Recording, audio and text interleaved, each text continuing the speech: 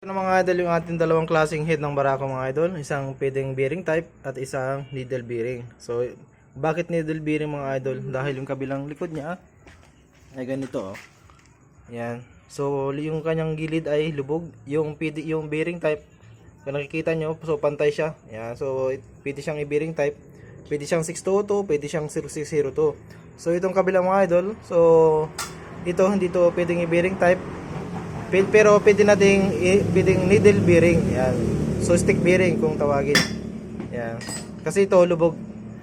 Yan. Yun ang pinagkaiba na lang dalawa ng bearing type at saka isang needle bearing.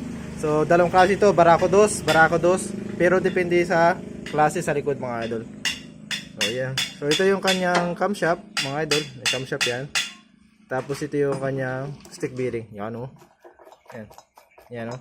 So mayroong nagsasabi sa akin mga idol na hindi man tatagos ang langis daw dito sa needle bearing. So mali kayo mga idol. Kasi yan tatagos yan kasi yan ay kawang mga idol oh. Kung nakikita nyo yung kanyang bearing sa loob yan, yung stick bearing niya. Yan oh. So dadaan na langis diyan dito. Okay mag-alala, dadaan na langis diyan. Basta wag niyo lang papakatihan talaga. Yan. So yun lang mga idol. Yan oh. Tapos na. So dalawang klase yung ating head. So ito, okay na ito mga idol. Saka yung ating needle bearing. Needle bearing mga idol. So okay na ito mga idol. So yan oh.